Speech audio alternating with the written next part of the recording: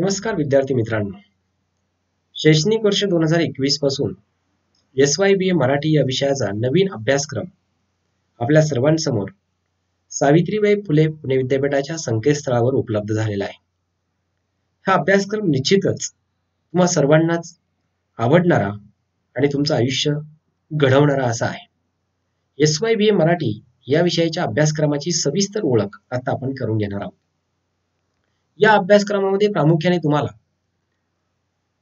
वेगवेगळे घटक नव्याने अभ्यासक्रमामध्ये त्यांनी प्रथमच आणलेले दिसून येतात. हा अभ्यासक्रम 2 विभागामध्ये विभागलेला आपल्याला दिसून येतो. एक आहे भाषिक कौशल्य विकास आणि दुसरा आहे आधुनिक मराठी साहित्य प्रकार, ज्याच्यामध्ये तुम्ही कादंबरी अभ्यासणार आहात, आत्मचरित्र अभ्यासणार आहात आणि ललित गद्य अभ्यासणार आहात. अशा विविध वेगवेगळ्या स्वरूपाचा अभ्यासक्रम तुम्हाला अभ्यासक्रमामध्ये आणण्याचा पाठीमागची भूमिका मराठी अभ्यास मंडळाची हीच आहे की आजचा विद्यार्थी गुणवत्ताधारकही असावा आणि कौशल्याधिष्ठित सुद्धा असावा, जेणेकरून भविष्य काळात त्याला जेव्हा रोजगार मिळवायचा आहे तेव्हा तो रोजगारक्षम असायला हवा किंवा त्या रोजगार मिळवण्याच्या क्षमतेचा तयार व्हायला हवा. या दृष्टीने तुम्हाला हे अभ्यासक्रम त्यांनी अभ्यासक्रमामध्ये निवडलेले आहेत. आता आपण त्या अभ्यासक्रमांची ओळख सावित्रीबाई फुले पुणे विद्यापीठाच्या संकेतस्थळावर जाऊन करून घेणार आहोत. तर आता आपण जाऊयात त्या अभ्यासक्रमांची ओळख करून घेण्यासाठी. अभ्यासक्रमांची ओळख करून घेण्यासाठी आपल्याला गुगलवर जावं लागेल. गुगल ब्राउझरवर आपण गेल्यानंतर आपण तिथे सर्च मध्ये सावित्रीबाई फुले पुणे युनिव्हर्सिटी असं सर्च करणार आहोत. तुम्ही नुसतं युनि पुणे असं जरी लिहिलं तरी युनि पुणेची वेबसाईटची लिंक आपल्याला तिथे उपलब्ध झालेली दिसते. सावित्रीबाई फुले पुणे युनिव्हर्सिटीच्या लिंकवर क्लिक केल्यानंतर आपल्याला विद्यापीठाच्या संकेतस्थळाचं एकूणच सुरुवातीचं ज्याला आपण होम पेज म्हणतो ते होम पेज या ठिकाणी ओपन होईल. त्यानंतर आपण सिलेबसवर क्लिक करणार आहोत. सिलेबसवर क्लिक केल्यानंतर आपल्याला सर्व विषयांचे सिलेबस या ठिकाणी त्यांनी आपल्याला आपल्यासमोर उपलब्ध झालेले या ठिकाणी दिसतील. आपण पाहतोय सिलेबसवर आपण जेव्हा क्लिक करणार आहोत तेव्हा या ठिकाणी सिलेबस आपल्यासमोर उपलब्ध झालेले दिसून येतील. सिलेबसवर गेल्यानंतर आपल्याला इथे received syllabus from the academic year 2020 यावर क्लिक करायचंय. त्यावरती क्लिक केल्यानंतर आपल्याला वेगवेगळे जे नव्याने सिलेबस आलेले आहेत किंवा पुनर्रचित अभ्यासक्रम आहेत ते या ठिकाणी सर्व आपल्याला पाहायला मिळतील.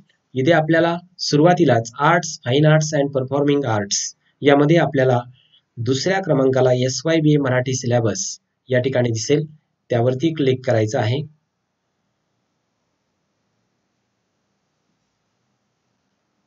SYBA मराठी यावरती आपण क्लिक केल्यानंतर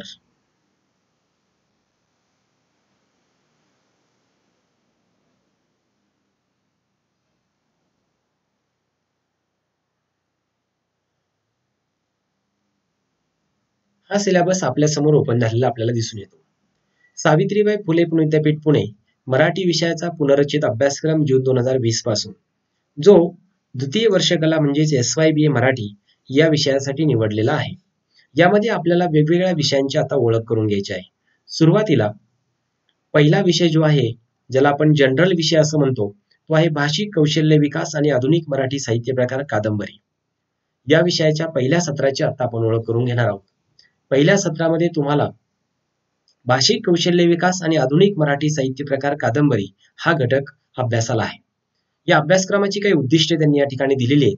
त्यामध्ये कादंबरी या साहित्य प्रकाराचं स्वरूप, घटक, प्रकार आणि वाटचाल समजून घेणं, नेमलेल्या कादंबरीचे आकलन, आस्वाद आणि विश्लेषण करणं, भाषिक कौशल्य विकास करणं या स्वरूपाची अभ्यासक्रमाची उद्दिष्टे त्यांनी तुमच्या समोर ठेवलेली आहेत.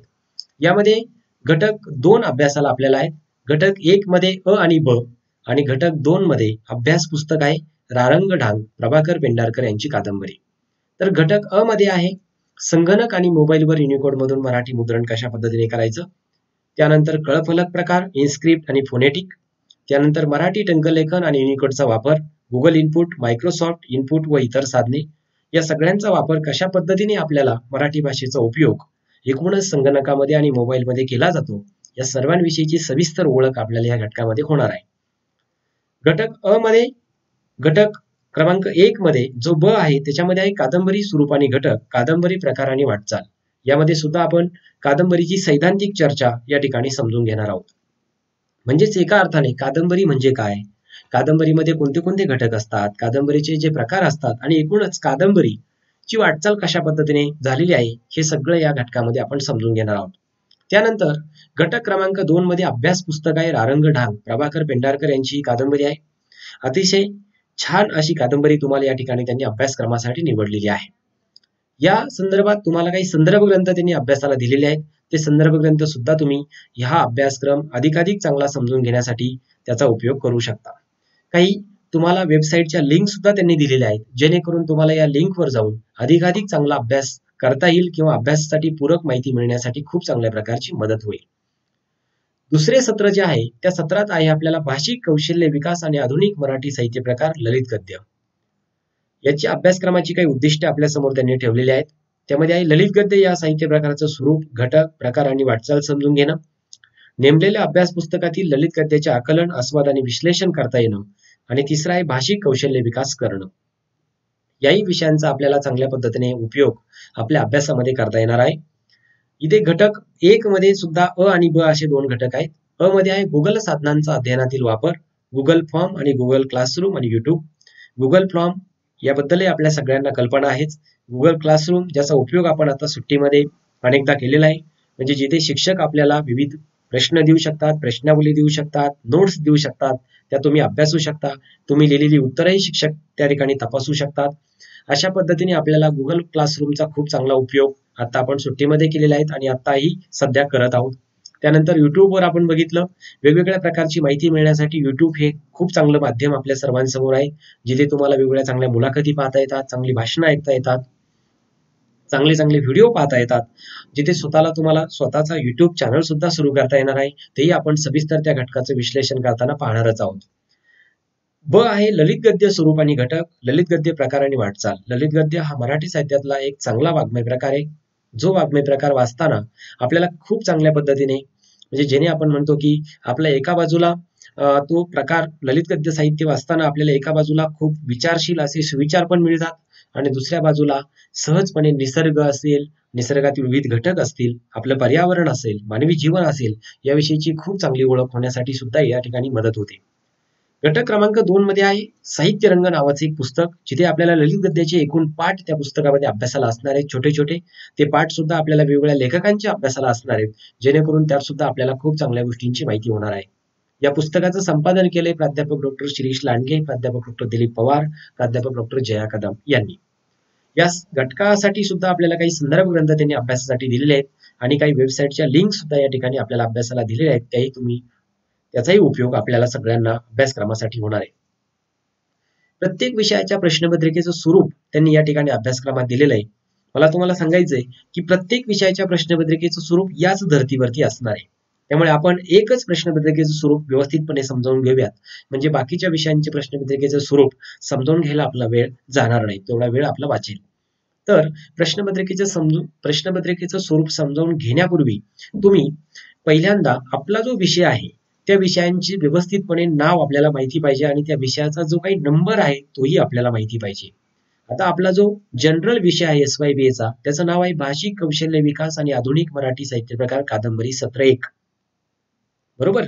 आणि दुसऱ्या सत्रातल्या विषयाचं नाव आहे भाषिक कौशल्य विकास आणि आधुनिक मराठी साहित्य प्रकार ललित गद्य. हे आपले जे 2 विषय आहेत, या 2 विषयांवरती जी विद्यापीठाची सत्र परीक्षा असणार आहे तिचं स्वरूप आता आपण पाहत आहोत. एकूण वेळ आहे 3 तासांचा. घटक निहाय प्रश्नांचा तपशील आता आपण पाहणार आहोत आणि एकूण गुण आहेत 70.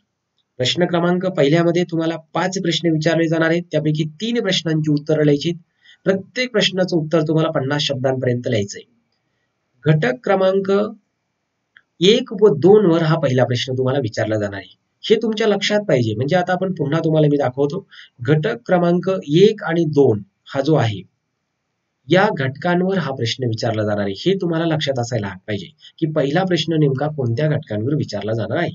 हे तुम्ही सर्वांनी लक्षात घ्यायला हवं, म्हणजे जेणेकरून तुम्हाला पेपर लिहिताना अधिक चांगल्या प्रकारे उत्तर लिहिता येईल, किंवा चांगले मार्क्स मिळण्यास मदत होणार आहे. प्रश्न क्रमांक 2 इथे तुम्हाला 3 प्रश्न विचारले जाणार आहेत, त्यापैकी 2 प्रश्नांची उत्तरं लिहायची. प्रत्येक प्रश्नाचं उत्तर तुम्हाला 150 शब्दांपर्यंत लिहायचंय. घटक क्रमांक 1 वर हा प्रश्न विचारला जाणार आहे. प्रश्न क्रमांक 3 पैकी तुम्हाला 2 उपप्रश्नांची उत्तरे प्रत्येकी 200 शब्दांमध्ये लिहायची. घटक क्रमांक 2 वर हा प्रश्न विचारला जाणार आहे, याला 20 गुण असतील. प्रश्न 4 इथे 2 पैकी एकाच प्रश्नाचं उत्तर लिहायचंय. 300 शब्दांपर्यंत ते उत्तर अपेक्षित आहे. घटक क्रमांक 2 वर विचारलं जाणार आहे आणि इथे गुण आहेत 15, एकूण गुण आहेत 70.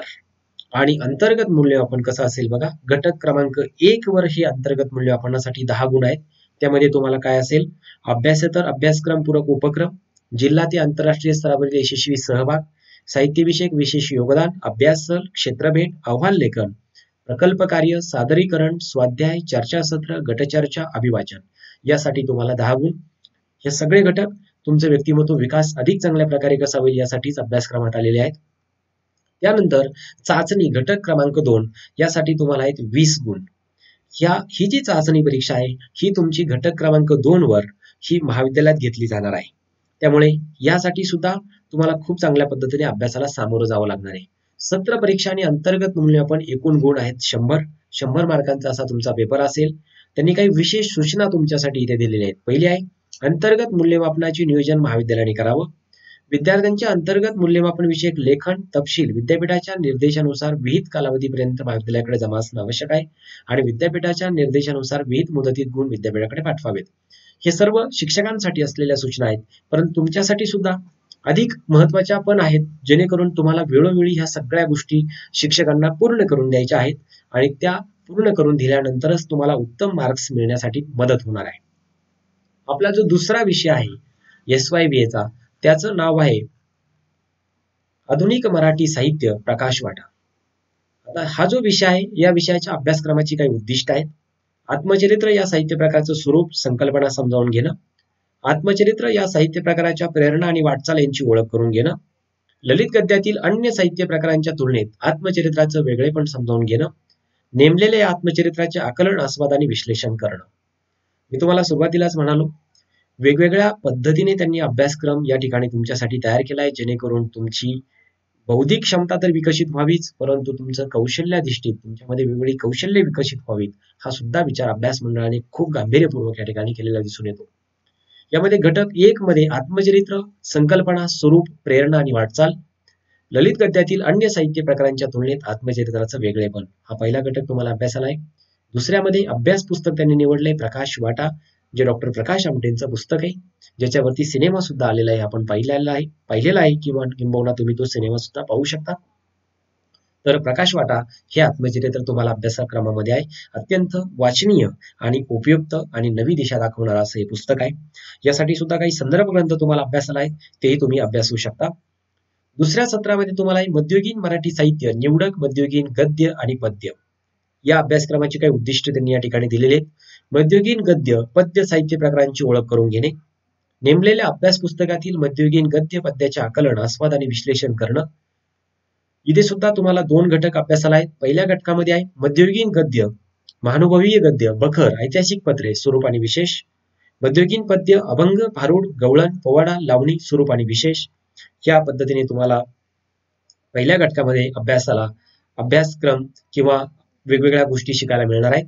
आणि दुसऱ्या घटकात आहे अभ्यास पुस्तक, निवडक मध्ययुगीन गद्य आणि पद्य.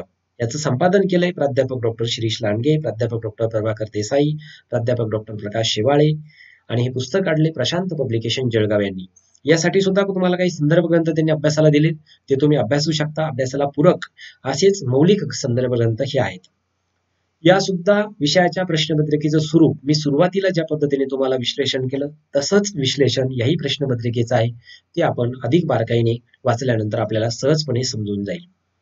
आपला जो तिसरा विषय आहे SYBA मराठी, त्यामध्ये त्या विषयाचं नाव आहे साहित्य विचार. या विषयाच्या अभ्यासक्रमाची उद्दिष्टे अशी आहेत: भारतीय आणि पाश्चात्य साहित्य विचाराच्या आधारे साहित्याची संकल्पना, स्वरूप आणि प्रयोजन विचार समजावून घेणं, साहित्याची निर्मिती प्रक्रिया समजावून घेणं, साहित्याची भाषा आणि शैलीविषयक विचार समजावून घेणं. साहित्य विचार हा जो विषय तुम्हाला अभ्यासक्रमामध्ये आहे हा अत्यंत महत्वाचा आणि मी तुम्हाला वारंवार सांगेल की तुम्हाला साहित्याची जाण करून देणारा, साहित्याची आवड तुमच्यामध्ये निर्माण करणारा असा हा विषय आहे.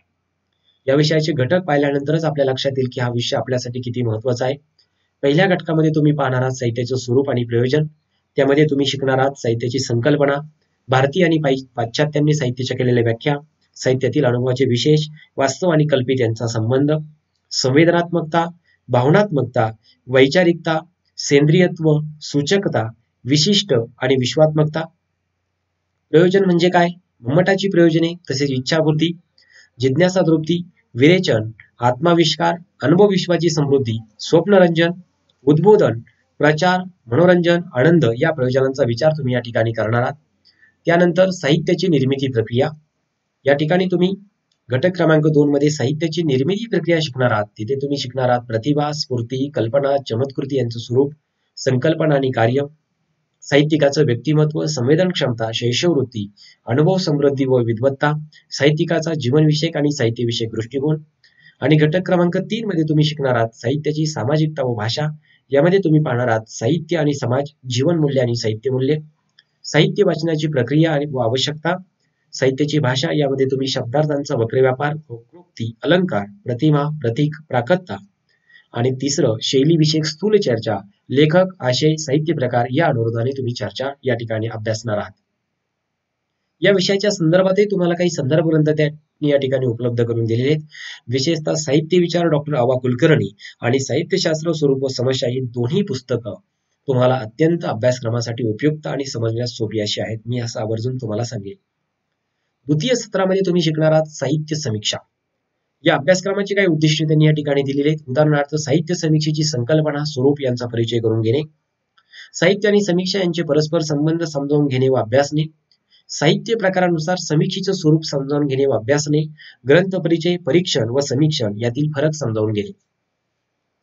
यामध्ये घटक क्रमांक 1 मध्ये तुम्ही शिकणार आहात समीक्षा, संकल्पना आणि स्वरूप, समीक्षा, संकल्पना, स्वरूप आणि प्रयोजन, समीक्षा, व्याप्ती आणि प्रकार, साहित्य विचार आणि समीक्षा यातील अनुबंध, साहित्य व्यवहारातील समीक्षेचे स्थान व कार्य.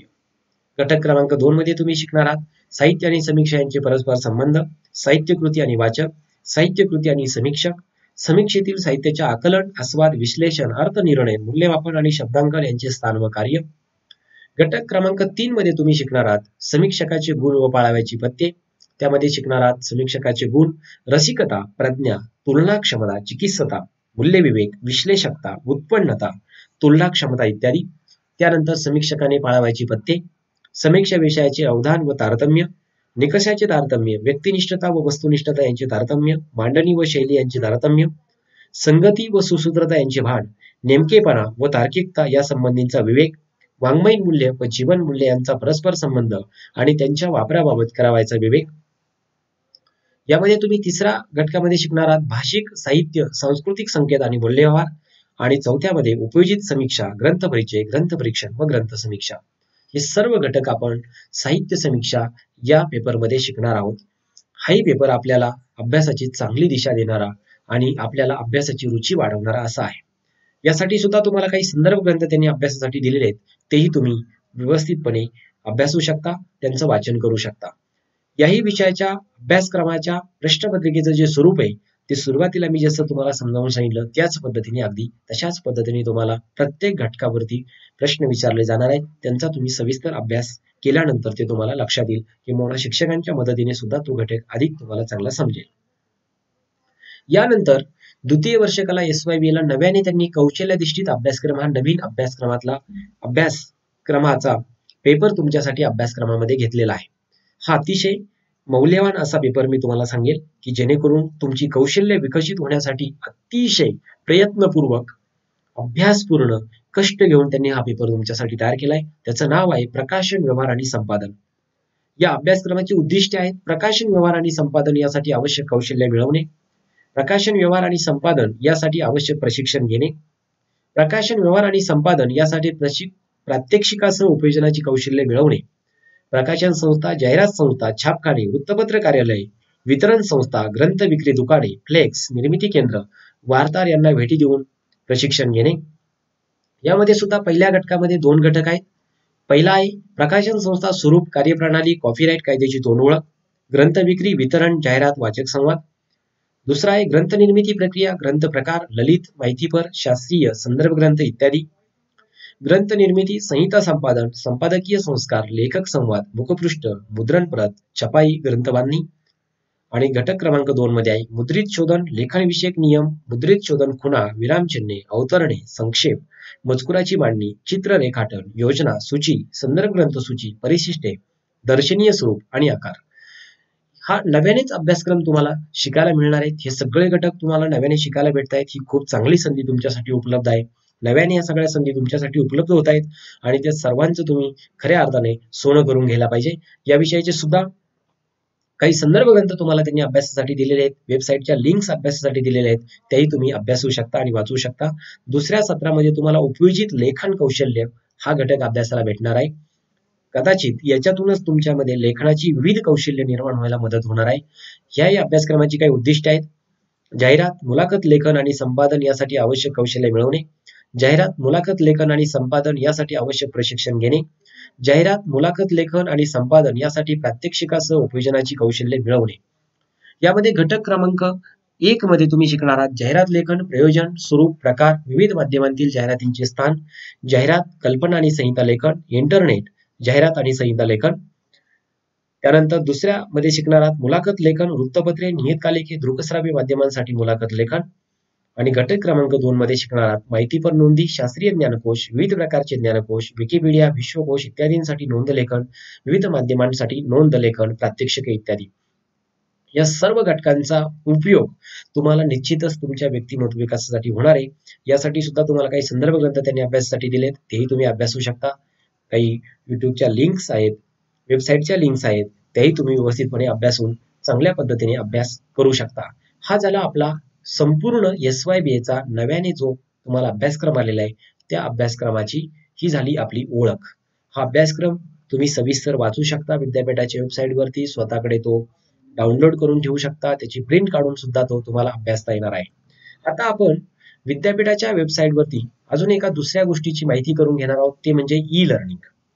ई लर्निंग मध्ये ई कंटेंट लर्निंग जे तुम्हाला ई कंटेंट विद्यापीठाने अभ्यासासाठी उपलब्ध करून दिलेले आहेत, ज्याला आपण म्हणतो की अभ्यासाला पूरक अशा नोट्स तुम्हाला त्यांनी उपलब्ध करून दिलेल्या आहेत. ई कंटेंटवर तुम्ही क्लिक केल्यानंतर तुम्हाला स्टडी मटेरियल इथे दिसेल, त्याच्यावरती आपल्याला क्लिक करायचे. स्टडी मटेरियलवर क्लिक केल्यानंतर आपल्याला वेगवेगळ्या विषयांची नावं या ठिकाणी उपलब्ध झालेली दिसतील. त्यामध्ये आपण आपल्या विषयावरती क्लिक करायचे. मराठी, आपल्या विषयावरती आपण क्लिक केल्यानंतर आपल्याला आपल्या विषयातली विविध विषयांची या ठिकाणी ओळख होईल. म्हणजेच मराठी आहे, दलित साहित्य आहे, भाषा विज्ञान आहे, साहित्य आहे, नाटक आहे, भाषा आहे, भाषिक कौशल्य आहे, भाषावार आहे, एकांकिका आहे, कविता आहे. तर आता उदाहरणार्थ आपण सहज भाषिक कौशल्य हा घटक आपल्याला अभ्यासाला आहे, म्हणून आपण भाषिक कौशल्यावरती क्लिक केल्यानंतर भाषिक कौशल्य या घटकाच्या नोट्स आपल्याला या ठिकाणी पाहायला भेटणार आहेत. तर इथे आपण भाषिक कौशल्यावरती क्लिक केल्यानंतर इथे आपल्याला वेगवेगळ्या लेखकांनी ज्या नोट्स तुमच्यासाठी लिहिलेल्या आहेत त्या या ठिकाणी उपलब्ध झालेल्या आहेत. सुरुवातीला आपण समजा प्रसार माध्यमे आणि भाषिक कौशल्य ह्या नोट्स जर आपल्याला पाहायचं ठरलं तर इथे व्ह्यू आणि ओपन हे ऑप्शन येतं. व्ह्यू वरती क्लिक केल्यानंतर आपल्याला त्या नोट्स या ठिकाणी आता पाहायला भेटणार आहेत. तर आता आपण पाहूयात की प्रसार माध्यमे आणि भाषिक कौशल्य या विषयांच्या नोट्स कशा पद्धतीने आपल्याला अभ्यासता येतात. तर ह्या नोट्स आता आपण पाहणार आहोत. ह्या नोट्स आपल्या समोर ओपन होत आहेत.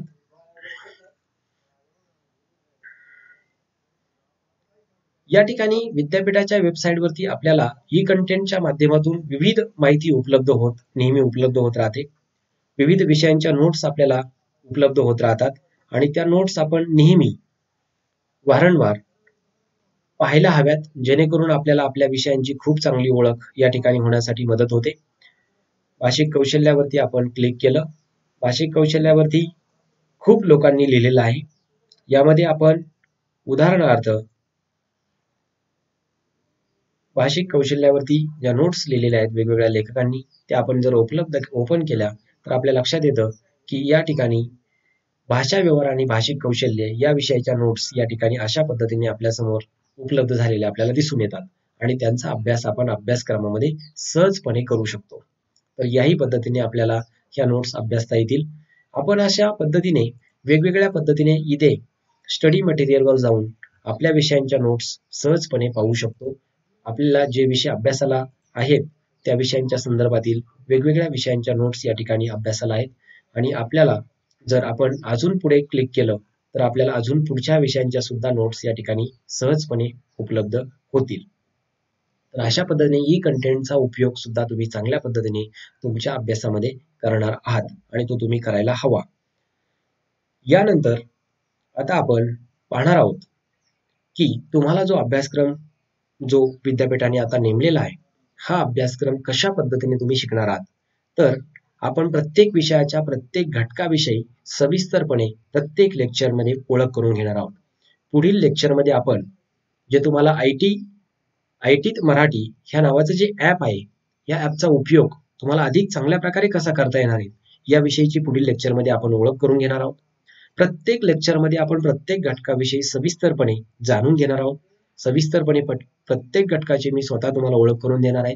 तुम्हाला येणाऱ्या अडचणी येणारे प्रश्न तुम्ही वेळोवेळी माझ्याशी शेअर करू शकता. त्या प्रश्नांची उत्तरं सुद्धा मी देण्याचा तुम्हाला प्रयत्न करणार आहे.